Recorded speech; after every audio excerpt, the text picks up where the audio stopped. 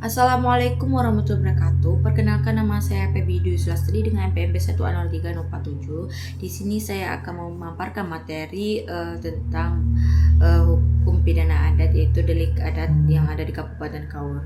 Yang pertama, saya akan menjelaskan, Indonesia dikenal sebagai negara yang memiliki sistem hukum pluralistik, di mana hukum negara hidup berdampingan dengan hukum adat yang berkembang dalam masyarakat. Salah satu daerah yang masih mempertahankan eksistensi hukum adatnya adalah Kabupaten Kaur. Di wilayah ini, hukum adat tidak hanya menjadi tradisi, tetapi juga menjadi mekanisme penyelesaian konflik sosial yang efektif dan dihormati. Pada kesempatan ini, saya akan menjelaskan beberapa bentuk delik adat yang berlaku di Kabupaten Kaur beserta mekanisme penyelesaiannya. Hukum adat di Kabupaten Kaur diselesaikan melalui musyawarah yang dipimpin oleh tokoh adat seperti ketua adat atau pemangku adat. Penyelesaiannya bersifat restoratif, yaitu mengutamakan pemulihan, keseimbangan, dan keharmonisan masyarakat. Adapun contoh delik adat di Kabupaten Kaur antara lain, yang pertama kalau dibilang sumbang salah tuh ya seperti yang kayaknya yang terlalu telancar kalau bahasa Kaurnya gitu. Sumbang salah adalah perbuatan yang melanggar norma kesopanan dan nilai adat seperti pergaulan bebas antara laki dan perempuan yang belum menikah, hamil di luar nikah, atau tindakan yang mencoreng nama baik keluarga. Penyelesaiannya dilakukan melalui sidang adat. Sanksinya dapat berupa denda ada seperti uang, beras, atau hewan ternak, kewajiban menikah, serta permintaan maaf terbuka. Yang kedua, perkelahian antar warga.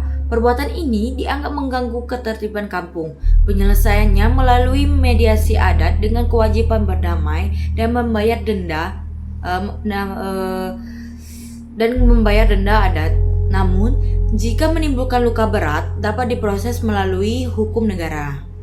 Yang ketiga, pelanggaran batas tanah adat. Contohnya menggeser patok batas kebun atau mengambil kebun tanpa izin.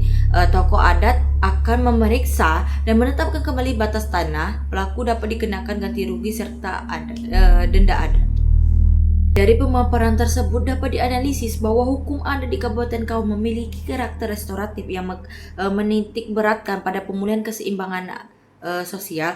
Hal ini menunjukkan bahwa hukum adat tidak hanya berfungsi sebagai norma sosial, tetapi juga sebagai instrumen penyelesaian sengketa yang efektif di tingkat lokal. Namun demikian, dalam konteks negara hukum modern,